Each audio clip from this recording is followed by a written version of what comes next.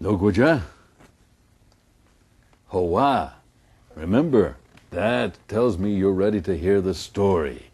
And this is another rabbit story. This explains why Rabbit that we know today is the way he is today. Hiankiduda, Akinohe Slai. This is what my grandfather told me. ATU, a long time ago, Jistu had a long, fluffy tail, just like Chula Fox. And he was always bragging about his tail, always showing it off and this and that and the other. Well, this cold day, he had been out hunting all day and had been very unsuccessful. He hadn't found anything to eat. So he was coming home with his tail wrapped around him for warmth. And he was very glad he had a big bushy tail because it was really cold. Well, as he was going home, up the path came Chula with a nice string of fish. Well, Jistu saw Chula coming. He said, "Sio, Chula, where'd you get those fish?" Chula knew that old Rabbit was a trickster, was always up to no good. So he decided he was going to have some fun with him. So he said to him, "I caught him in the creek." Jistu says, "No, I don't think so. Creek is frozen. You can't get fish out of a frozen creek." Chula says, "Aha! I just went down to the creek. I chopped a hole in the ice and I put my tail down through that hole. And the fish came along and bite my tail, and when it felt heavy, I stood up, and that's where I got all these fish." Jistu said, "Is that true?" Chula says, "Uh-huh." And without another word, Jistu turned and ran down to the creek.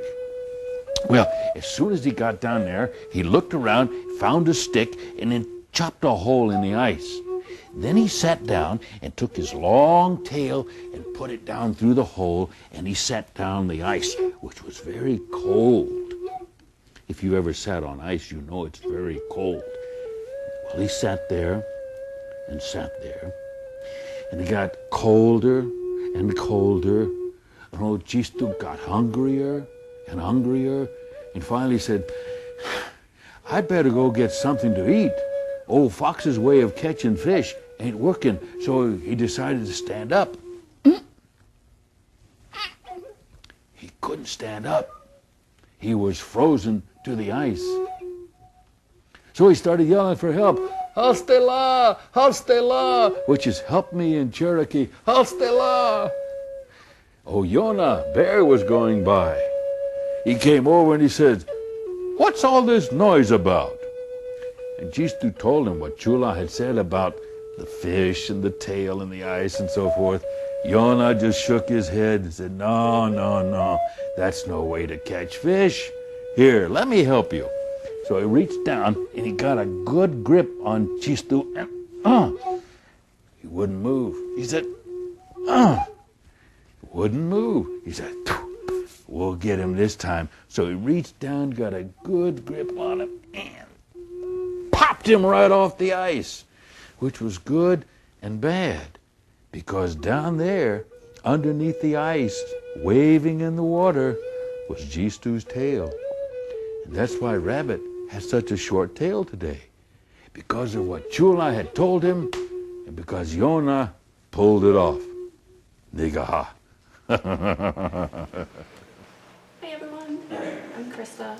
Today Group Handle is going to talk about traditional Native American education. We have decided this is our impossible alternative for a few reasons, which we will get into in a little bit. First, I want to introduce the other group members. We have Georgina Lozano, Braylon Martin, Yuzhang Zhu, and Zainab Yahya.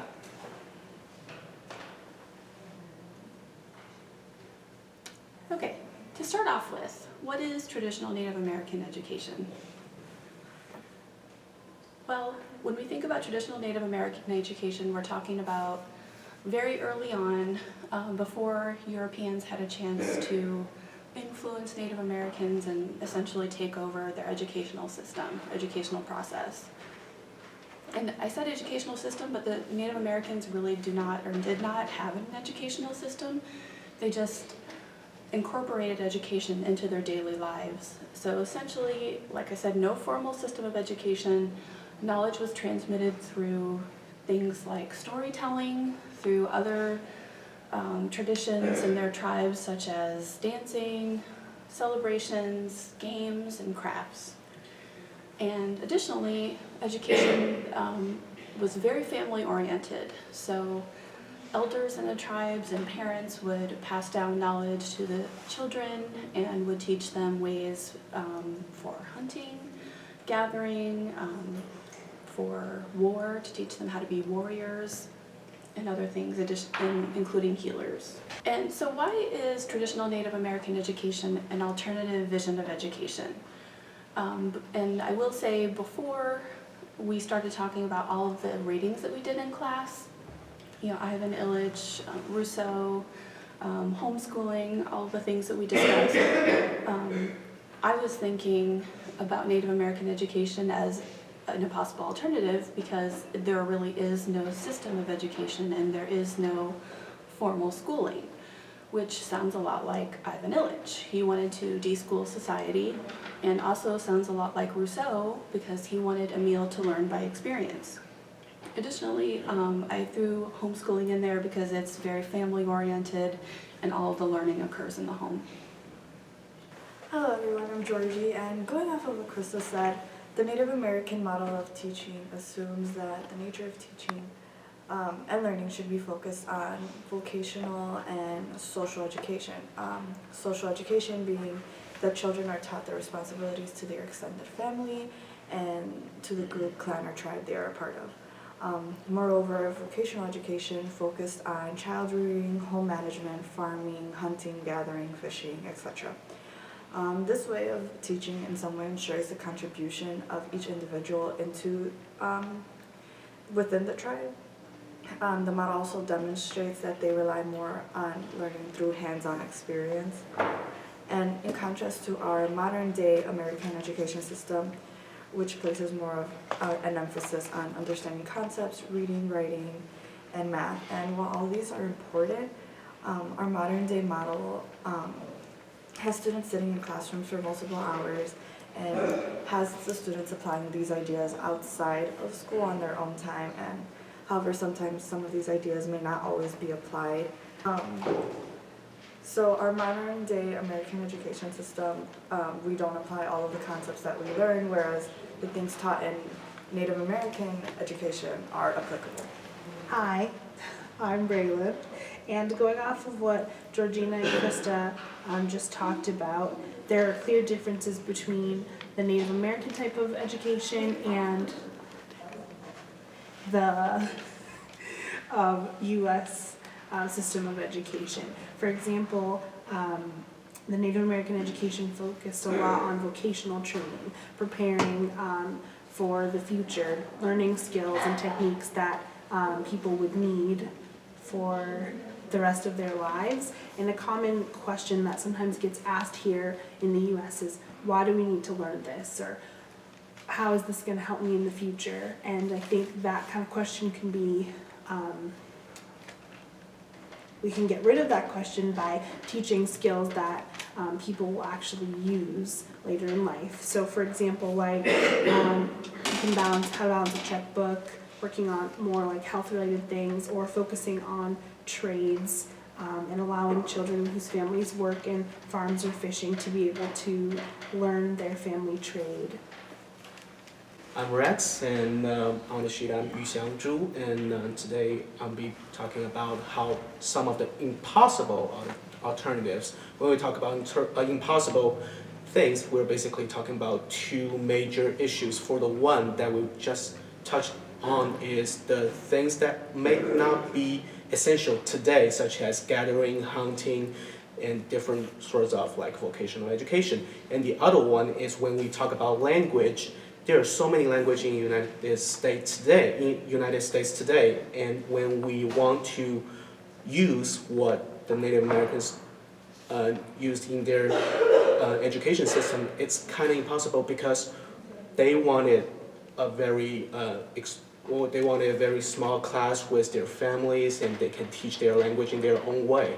And in today's society, that's going to spend a lot of resources to recreate that kind of model of education. However, in today's society, some of their thoughts and some of the things they're doing right now can work because, such as the Bureau of Indian Affairs and Indian Nation at Risk Task Force declared 4 national priorities, and within those priorities, they're talking about developing a parent-based and culturally, linguistically, developmentally appropriate early childhood education, and train more native speakers to teach their children. And in that way, they can strengthen the tribal and the people from different cultural backgrounds. They can stick together better. And by doing that, we are actually preventing a lot of the loss of language, a lot of loss of values, beliefs, understandings, and wisdoms about how people can cope with their experiences. And also for special education, this can prevent overdiagnosis of learning and other mental disabilities because with professionals who speak their own language, they can actually diagnose with fewer mistakes because they're coming from the similar linguistic and cultural backgrounds. So how does these things can challenge the status quo? It's actually challenging like monolingual education, mainstream education, and English-only movement. And also it can develop a tribally specific or culturally specific curriculum, and the cultural preservation is really the foundation of these tribal education. So in order to provide a quality education, these number of things, that's the things that we can learn from the Native Americans, such as involve parents in the running of the school, develop a good curriculum that reflect cultural backgrounds of the students, and do experimental activities such as learning through experience. Tests should be helping students to learn instead of just sorting them out, and the grants should go into culturally specific, culturally relevant education. I'm Yaya, and conclusively, I just want to talk about the ways students should be prepared and the foundational characteristics of Native American education tell us the kind of society, the kind of life, and the personal relationships that students should be prepared for. For example, one characterization of Native American education states that true learning builds your self-confidence by coming to understand who you really are and living to your full potential. And that kind of tells us that personal relationships are described through your relationship with self and self-expression. Furthermore, through society, we learn that mutual importance is a big concept, and that includes the importance of giving and taking, so like taking from nature and also giving to nature, not using all your resources, which is one problem that we face today. And I feel like if you're giving to nature, that's an alternative to just taking. And as far as the kind of life, Native Americans kind of describe education to be a holistic approach opposed to just viewing through one lens. So like the way that today we face the different policies or like the way schools should be run, whether it should be a charter school or a public school or a private school.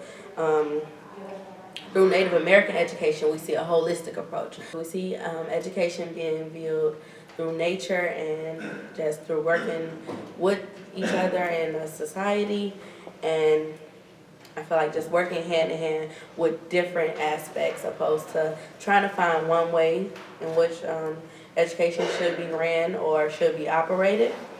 And then furthermore, we have personal relationships, and I think through personal relationships, we see reciprocated favor. And so like just like in society with mutual importance, you have a give and take relationship. So it's not just one contribution, but it's many contributions. And so therefore like valuing each other and just valuing every member of the society, and furthermore valuing self, which is a relationship.